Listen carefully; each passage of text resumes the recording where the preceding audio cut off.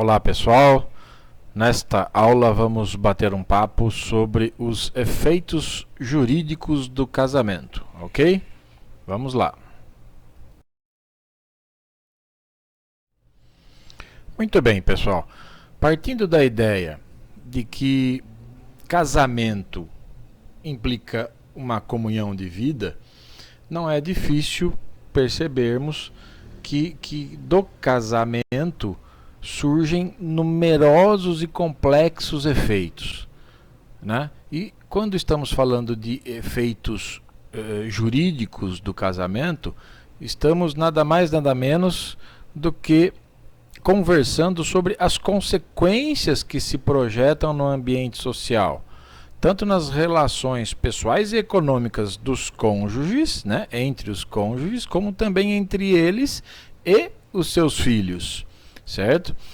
Tudo isso dá origem a direitos e deveres que são disciplinados, regulamentados pelas normas jurídicas, certo? Esses direitos e deveres, eles constituem também efeitos do matrimônio, efeitos, consequências do casamento, porque eles vinculam os cônjuges nas suas relações, né?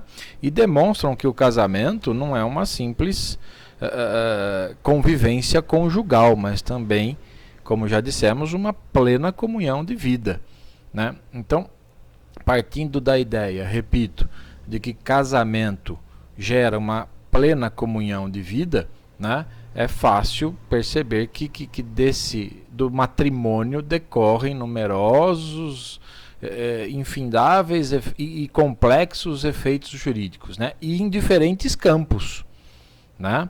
São consequências, repito, que se projetam entre os cônjuges, tanto de índole pessoal como patrimonial, assim como dos cônjuges em relação a terceiros, como os filhos, e também para a sociedade como um todo, certo?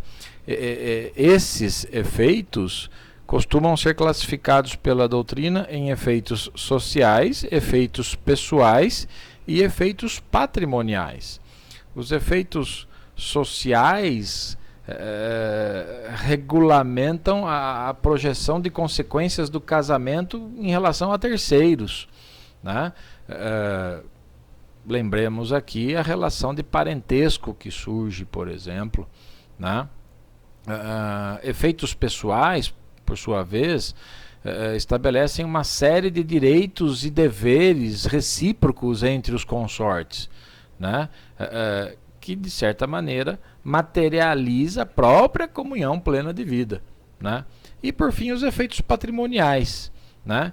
Que demonstram ou que indicam que efetivamente existe um impacto econômico decorrente das núpcias, né? Decorrente do casamento. Vamos agora fazer uma breve análise desses efeitos, tá ok? Alguns relegaremos para aulas posteriores e outros trataremos desde já, tá bom?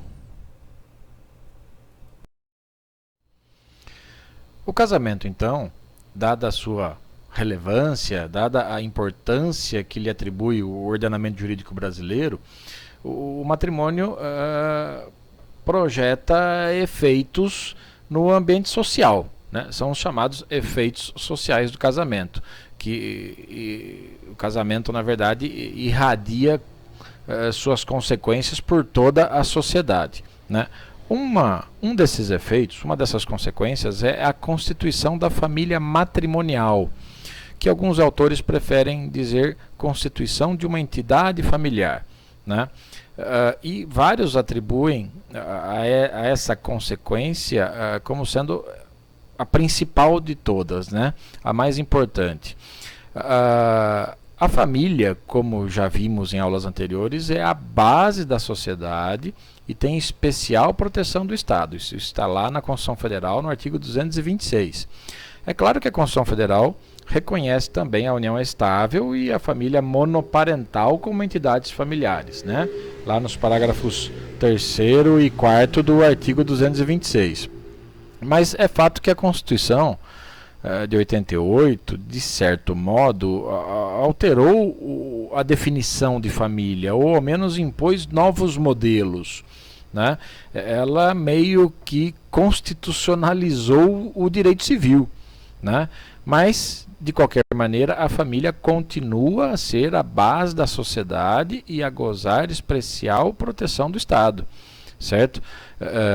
E é claro, vale lembrar aqui, repetir, né? A família não se origina mais apenas do casamento, né? Ao lado do casamento, né, tem pelo menos duas novas entidades familiares aí passaram a ser expressamente reconhecidas, né? Aquela constituída pela união estável e a formada por qualquer dos pais e seus descendentes, como está lá na Constituição Federal, né? Alguns autores utilizam a expressão ou como efeito social do casamento a constituição da família legítima, né? Existem autores que discordam radicalmente disso, que não seria mais possível atribuir essa denominação de família legítima, né? Por que isso? Porque não se fala mais em família ilegítima. Todas as famílias têm especial proteção do Estado, todas elas constituem a base da sociedade. Mas, enfim, aqueles que sustentam que a família pode ser o casamento gera a família legítima, né? Explicam que utilizam essa expressão apenas para distinguir das outras duas, né? Ou seja, da família monoparental e da família constituída pela união estável, né? Mas penso ser equivocada essa expressão, né? Mesmo assim, repito, né, os autores que defendem a utilização da expressão família legítima explicam que essa expressão não se confunde com filiação legítima ou filiação ilegítima, que são expressões não mais permitidas. Lembrem lá do início desse curso de Direito de Família, quando falamos do princípio da igualdade jurídica de todos os filhos, né, previsto lá na Constituição Federal, artigo 227, parágrafo 6º, certo? Então, a constituição da família matrimonial, ou a constituição da família, ou a constituição de uma entidade familiar, é uma consequência clara e inequívoca do casamento, do matrimônio, né? Aliás, o Código Civil, tratando desse assunto, proibiu inclusive qualquer interferência, né? Qualquer pessoa de direito público ou privado, como está dito lá no artigo 1513, né? Proibiu, né, então, a qualquer pessoa de direito público ou privado interferir na comunhão de vida instituída pela família, certo? Outra consequência clara que advém, inclusive, da primeira, é a constituição do estado de casado, né? A constituição do estado de casado, evidentemente, é uma consequência do casamento, né? Essa atribuição do estado de casado modifica o status da pessoa, né, que existia ou que possuía anteriormente ao matrimônio, né?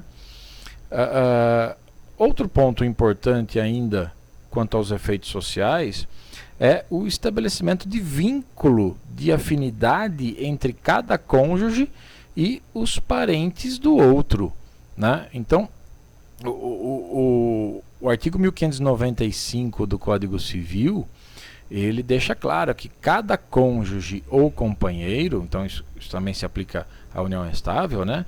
Mas estamos falando aqui dos efeitos sociais do casamento, né? Cada cônjuge é aliado aos parentes do outro pelo vínculo da afinidade. Vocês estudarão isso de uma maneira mais aprofundada lá na aula de parentesco e filiação, né? Os parágrafos do 1595 explicam que esse parentesco por afinidade, que é criado com o casamento, ele se limita aos ascendentes, aos descendentes e aos irmãos do cônjuge, né? Aliás, na linha reta, também está dito isso lá no artigo 1595, num dos parágrafos, né? Na linha reta, a afinidade, o parentesco por afinidade não se extingue nem mesmo com a dissolução do casamento, certo? Então, o estabelecimento desse parentesco por afinidade é uma consequência clara do casamento, é um efeito jurídico do casamento. E por falar, aliás, em parentesco, né? A presunção da paternidade também decorre, também é um efeito social do casamento, né? Que tem relação com esse parentesco, né? A presunção de concepção dos filhos na constância do casamento tem como marco inicial o estabelecimento da convivência conjugal, né? Vocês também estudarão isso lá na aula de parentesco e filiação, está lá no artigo 1597. Né? A dissolução da sociedade conjugal termina com essa presunção de paternidade, né? Ainda dentro desse assunto, falando em filhos, em parentesco, né? A liberdade de planejamento familiar também decorre daí, né? Lembrem do princípio da paternidade responsável e planejamento familiar, né? Que está claro lá no artigo parágrafo 7º, se não me engano, do artigo 226 da Constituição Federal, né? Fundados nos princípios da dignidade da pessoa humana e da paternidade responsável, o planejamento familiar é livre decisão do casal, né? E ainda estabelece que compete ao Estado propiciar recursos educacionais e científicos para o exercício de direito, né? Sendo vedada qualquer forma coercitiva por parte de instituições oficiais ou privadas, né? O Código Civil, nessa mesma linha, né, trouxe esse mesmo entendimento, né, no artigo 1565, parágrafo 2º. O planejamento familiar é livre decisão do casal, né? Então, isso fica bastante claro e também não deixa de ser uma consequência do matrimônio, certo? Além disso, a emancipação do cônjuge menor de idade, né? Vocês já estudaram lá no curso sobre a parte geral do Código Civil que a emancipação ocorre, né? A emancipação, que nada mais é do que a antecipação da capacidade, né? Ocorre com o casamento, está no artigo 5º, parágrafo único, inciso 2. Realmente não haveria sentido prático em reconhecer a pessoa que veio a contrair casamento como incapaz para os demais atos da vida, né? Até porque, se ela está apta para um relevante papel, que é a formação de uma entidade familiar com os deveres consequentes, como mantê-la incapaz por conta da idade? Lembrem que a idade núbil, né, a capacidade para casar, surge, segundo o nosso Código Civil, aos 16 anos. Né? Então, a pessoa que casa tendo entre 16 e 18 anos, né, ela se emancipa, ela se torna plenamente capaz para os atos da vida civil. Nesse ponto, aliás, penso ser importante comentarmos que há uma discussão quanto à dissolução da sociedade conjugal, dissolução do casamento, né, enquanto a pessoa menor que casou, né, tendo 16 anos pelo menos, e menor de 18, né, se a dissolução do casamento ocorrer, por exemplo, por viuvez, por separação ou por divórcio, antes desse cônjuge completar 18 anos, né? Então, você se emancipa pelo casamento, você casa lá com 16 anos, se emancipou, adquiriu a capacidade, se tornou plenamente apto para os atos da vida civil, mas divorciou, por exemplo, antes de completar 18 anos, né? Este fato, penso, não implica no retorno à condição de incapaz, né? Em outras palavras, uma vez emancipado, não se retorna à incapacidade. A discussão aumenta um pouco aí, alguns autores sustentam isso, que em se tratando de casamento eivado de nulidade absoluta, a incapacidade é sim retomada, né, para o cônjuge que teve o seu casamento declarado nulo antes de completar 18 anos. Mas é uma discussão que não está longe de terminar, e eu sinceramente prefiro afirmar que, uma vez emancipado, não se retorna à incapacidade. Se a lei entende que, por conta da idade, você tem capacidade para formar uma família, o fato do casamento ou do vínculo conjugal ser dissolvido, ser extinto, não implica no retorno à incapacidade, tá ok? Esses são alguns efeitos, então, sociais do casamento, tá bom? Quanto aos efeitos pessoais, penso que é possível sintetizar em 3 grandes tópicos: direitos e deveres de ambos os cônjuges, né, como consequência do casamento, né, a igualdade desses direitos e deveres entre os cônjuges e os direitos e deveres dos pais em relação aos filhos. Dá para a gente comentar sobre isso analisando as disposições legais contidas em nosso ordenamento, né? Vamos ver algumas delas agora. A Constituição Federal, no artigo 226, parágrafo 5º, estabeleceu: os direitos e deveres referentes à sociedade conjugal são exercidos igualmente pelo homem e pela mulher. Então, todo mundo já sabe que a nossa Carta Magna, com muita força, com muita intensidade, né, proclamou a absoluta igualdade entre o homem e a mulher, né? É uma transformação radical, na verdade, nos efeitos pessoais do casamento, né? E isso é uma consequência da mudança de paradigmas na família, né? Há pouco tempo o marido, o homem, era reconhecido como o chefe da sociedade conjugal, e havia até mesmo diferenças, distinção entre os direitos do homem e os direitos da esposa, certo? O artigo 511 também traz isso, mas estabelece uma consequência que eu julgo ser a principal. Olha só, agora do Código Civil. O casamento estabelece comunhão plena de vida, com base na igualdade de direitos e deveres dos cônjuges. Então, esse artigo 1511 é o primeiro artigo do livro do Direito de Família do Código Civil, né? Penso que não há dúvida quanto ao fato de que o legislador priorizou as relações pessoais, né, no casamento, considerando essa comunhão plena de vida, com base na igualdade, repito, como previsto lá na Constituição, na igualdade de direitos e deveres entre o homem e a mulher, entre os cônjuges, né? Mas o legislador priorizou essa comunhão plena de vida como o efeito por excelência do casamento, do matrimônio, né? É exatamente o que se percebe quando se analisa até o contexto desse artigo 1511. Ele é o primeiro do livro Direito de Família, né? Essa relação matrimonial, né, que surge com o casamento, através da qual os cônjuges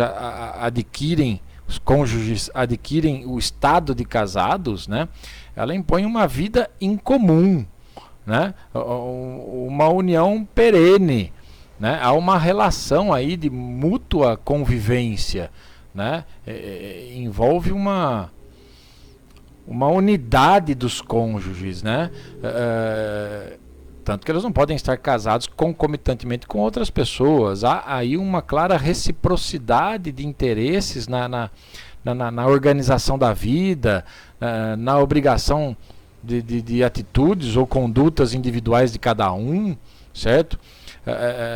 Surge uma gama de direitos e deveres iguais, né, que disciplinam, em alguns casos, até mesmo a liberdade pessoal deles, né, e disciplinam, evidentemente, a vida em comum, né? O artigo 1567, né, ele traz consequências disso, né? Percebemos que não se pode tolerar mais qualquer discriminação ou tratamento diferenciado entre marido e mulher, né? Entre os cônjuges, né? No exercício dos seus direitos e deveres conjugais. E o 1567 do Código Civil diz que a direção da sociedade conjugal deve ser exercida em colaboração pelo marido e pela mulher, sempre no interesse do casal e dos filhos. Claro, se houver divergência em relação a eles, né, qualquer divergência de opinião, né, qualquer dos cônjuges pode se socorrer do Poder Judiciário, né, que aí tem a missão de decidir considerando esses interesses, né, o interesse do casal, não do marido ou da mulher, deste ou daquele cônjuge, né, mas o interesse do casal e dos filhos, certo? Essa chefia conjunta da sociedade conjugal, ela é claramente assim o término de uma história de discriminação, de submissão da mulher ao poder do marido, né? Ela encerra esse processo de discriminação que vinha sofrendo a mulher em toda a história, né? O artigo 1570 tem relação com esse 1567, porque ele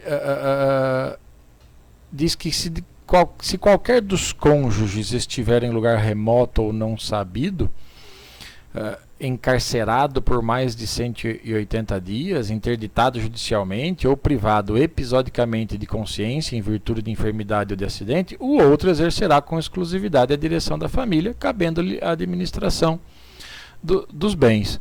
Então, o legislador abriu aí a possibilidade de apenas um dos cônjuges exercer a direção da família, mas evidentemente respeitando ou estando presentes uma dessas hipóteses, né? O que é justificável, porque observem que são situações em que um dos cônjuges está impedido ou com muita dificuldade, né, de administrar o casamento, administrar o patrimônio até do casamento, né? E isso faz com que o outro, ou possibilita com que o outro cônjuge tome as medidas que julgar necessárias isoladamente, né? Ainda sobre os efeitos pessoais, diz o artigo 1565, né, que pelo casamento, homem e mulher assumem mutuamente a condição de consortes, companheiros e responsáveis pelos encargos da família. Como vimos lá no 1511, né, o casamento ele tem por finalidade estabelecer a comunhão plena de vida, né, com base na igualdade de direitos e deveres dos cônjuges. Esse artigo 1565 ele complementa o que dispõe o artigo 1511, né, e ele estabelece que por intermédio do casamento, homem e mulher, né, os cônjuges, assumem mutuamente a condição de consortes, companheiros e responsáveis pelos encargos da família, né? Esse artigo 1565, o que significaria, por exemplo, ser consortes e companheiros, né? Isso reflete claramente a parceria de interesses, né, e dedicação que deve envolver a vida em comum, né? Esse é um claro efeito, uma evidente consequência do matrimônio, certo? O parágrafo 1º do artigo 1565 dispõe que qualquer dos nubentes, querendo, poderá acrescer ao seu o sobrenome do outro. Está aí uma outra consequência, um outro efeito pessoal do matrimônio, né? O que esse dispositivo está fazendo é facultando aos cônjuges a adoção dos apelidos, do sobrenome do companheiro, do seu marido ou da sua esposa ou do outro consorte, né? isso, o que o código está permitindo, né, é que tanto a mulher quanto o homem, né, qualquer dos cônjuges, enfim, né, com o casamento, podem ou não assumir o sobrenome do outro. Né? Eles têm livre escolha. Né? Ou seja, eles podem conservar o nome de solteiros, né? Mas têm a faculdade, têm a opção de acrescentar aos próprios nomes o sobrenome do outro cônjuge, certo? É evidente que todos sabem e já estudaram o nome como um atributo do direito da personalidade, um atributo da personalidade lá na parte geral do Código Civil, né? É de suma importância que cada pessoa seja identificada socialmente. Em outras palavras, é importante que cada um de nós se individualize em relação às demais pessoas, né? Partindo dessa necessidade de individualização da pessoa no seu grupo social, né? O nome civil é sim um verdadeiro atributo da personalidade, né? Consiste, na verdade, no direito à identificação, como uma espécie dos direitos da personalidade, estudados lá na parte geral do Código Civil, né? O nome é um direito da personalidade, né? Até porque toda e qualquer pessoa tem direito à identificação, né? Consiste num direito essencial de ser identificado na sociedade, né? E partindo da ideia de que o casamento modifica o estado civil de cada pessoa, né? O legislador permite, nesse parágrafo 1º do artigo 1565, que qualquer dos nubentes acrescente ao seu o sobrenome do outro, né? Por muito tempo, né, o que ocorria era a mulher adotar o sobrenome do marido, né? Isso sempre ocorreu como uma obrigação, né? Não se cogitava de uma mulher não acrescentar ao seu nome o sobrenome, o apelido de família do marido, né? E penso que esse costume, né, de uso do sobrenome do marido pela mulher, de certo modo, demonstrava um sentimento de posse, né? De propriedade do homem sobre a mulher, né? Isso está claramente proibido, não é proibido, né? Mas essa obrigação, ainda que moral, está proibida, né? É facultado aos cônjuges. Se quiser adquirir, acrescentar ao seu nome o sobrenome do marido, tudo bem. Se quiser acrescentar ao seu nome o sobrenome da mulher, tudo bem. Ambos podem acrescentar o sobrenome ou ambos podem manter os nomes de solteiros, certo? É o que diz o parágrafo 1º do artigo 1565. O artigo 1566 do Código Civil traz um rol de deveres de ambos os cônjuges. Atenção, lembrem da igualdade proclamada na Constituição Federal. Então, os deveres são de ambos os cônjuges, certo? O primeiro, isso surge automaticamente com o casamento, com o ato matrimonial, né? Surgem situações jurídicas que impõem esses direitos e deveres recíprocos, né? Ora reclamados pelo interesse social, pela ordem pública, e nem sempre se medem em valores pecuniários, né? A fidelidade recíproca é o primeiro dos deveres conjugais, como está aí no inciso 1 do artigo 1566, né? Essa fidelidade recíproca entre os cônjuges, acredito, ela deve ser entendida não só no sentido físico, né, mas também no sentido moral, no sentido virtual. Ela decorre do caráter monogâmico do casamento, né? Num sentido físico, por exemplo, né, a infração a esse dever, digamos assim, né, implicava antigamente no crime de adultério, né? E pode gerar uma justa causa para a separação litigiosa, para um divórcio, né? Embora em muitos casos não se faz mais necessário discutir a culpa pela dissolução do casamento. Nós veremos isso com mais detalhes quando tratarmos da dissolução da sociedade e do vínculo conjugal, em aula posterior, né? A questão virtual, né? Imagine a infidelidade virtual, ela não está prevista no código, mas ela vem sendo aceita pela doutrina, pelos tribunais, né? E é aquela infidelidade praticada, por exemplo, através de um computador, né? Em redes sociais, através de e-mails, né? Enfim, pela internet, né? E penso ser possível a caracterização da infidelidade virtual, né? E já há decisões nesse sentido, né? Mas repito, vários autores afirmam que não há mais a possibilidade de se apurar a culpa pelo rompimento da sociedade conjugal numa ação de divórcio, por exemplo, né? Mas de qualquer maneira, né? Eu acredito que ainda há casos em que a culpa possa ser apurada, mas repito, veremos isso em aula posterior.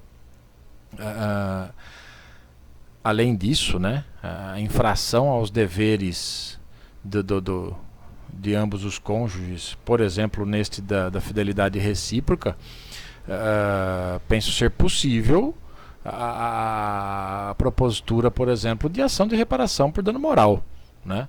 Claro que demanda análise do caso concreto, mas acho perfeitamente possível, dependendo de como ocorrer o rompimento, né, acho perfeitamente possível.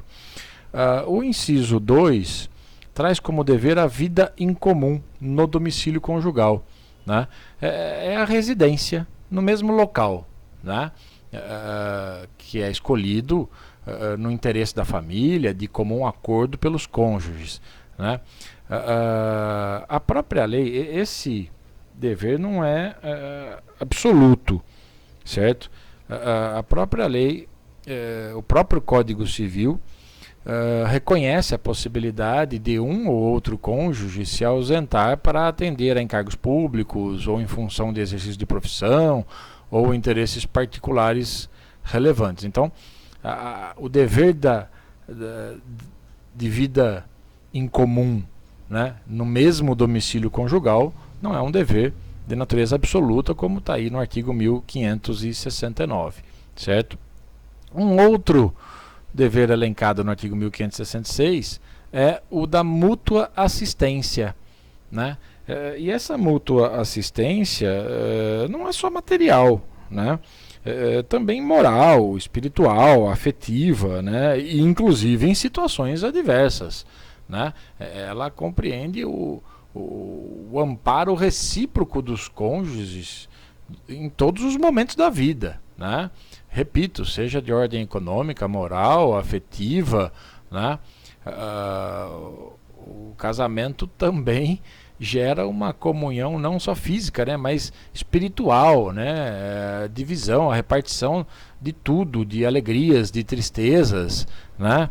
Quando a gente fala em assistência moral, por exemplo, estamos falando no dever de proteger, por exemplo, os direitos da personalidade do outro cônjuge, né? Sua integridade física, sua honra, sua liberdade, sua intimidade, né? Proteger perante terceiros, né?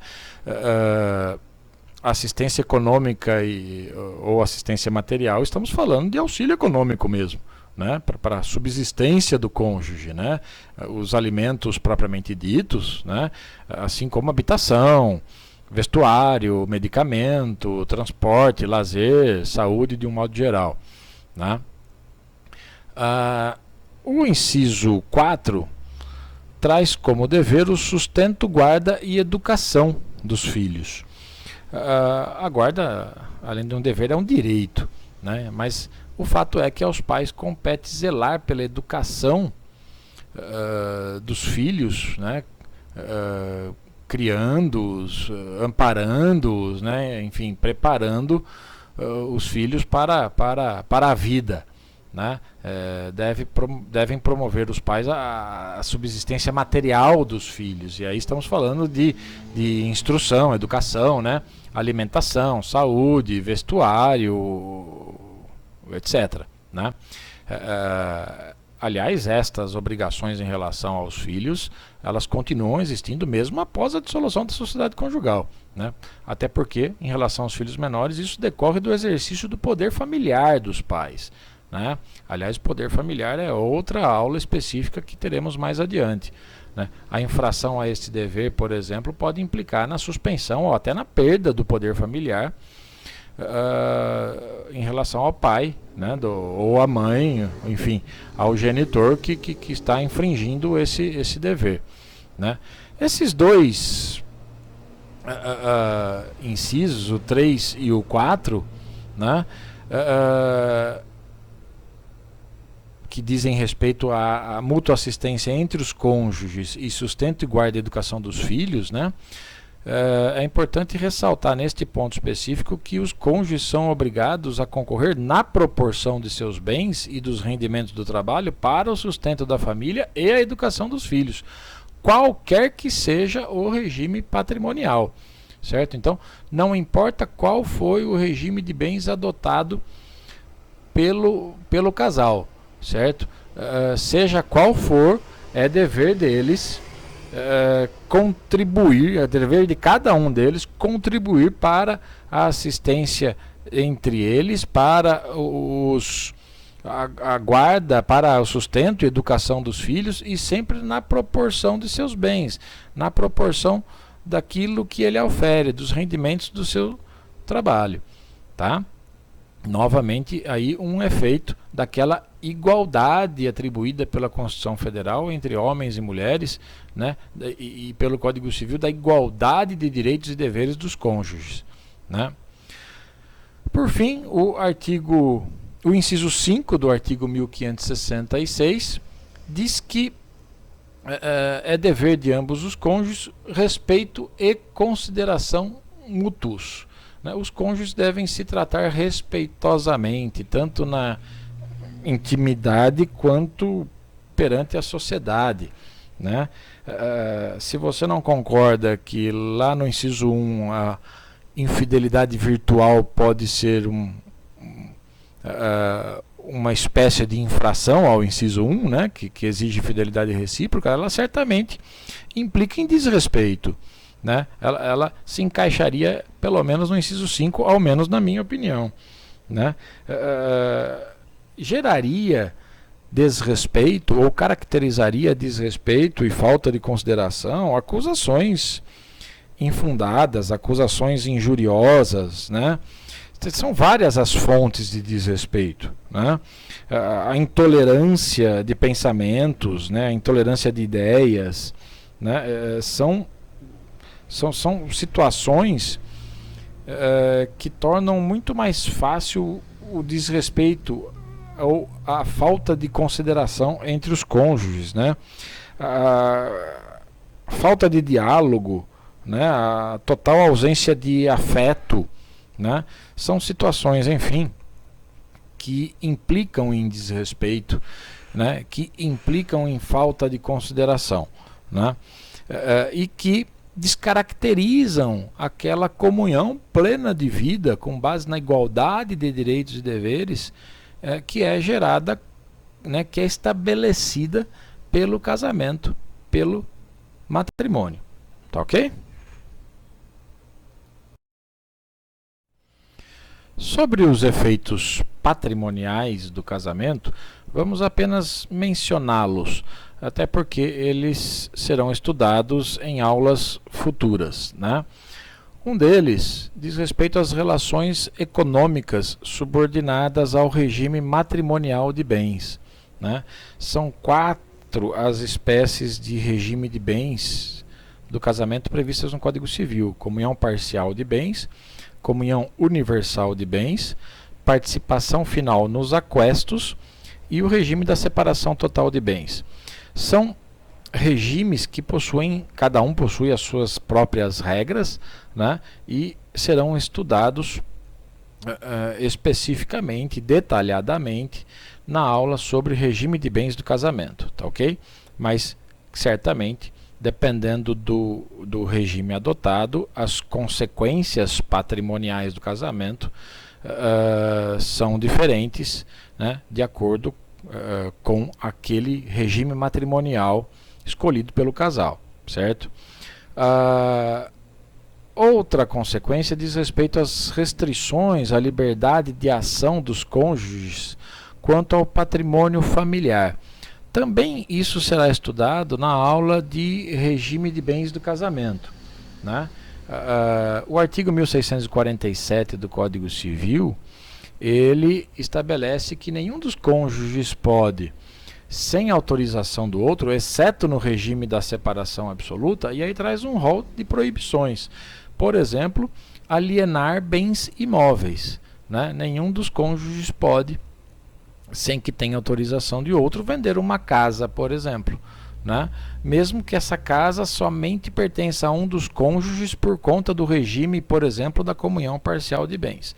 Mas isso, claro, são efeitos jurídicos patrimoniais do casamento, mas será objeto de estudo na aula sobre regime de bens do casamento, certo?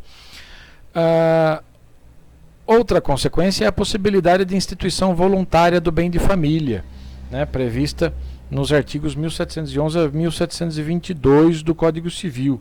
Claro que não é só com o casamento que se pode instituir voluntariamente bens de família, né? Mas não deixa de ser uma consequência do casamento, né, do matrimônio, essa possibilidade, certo?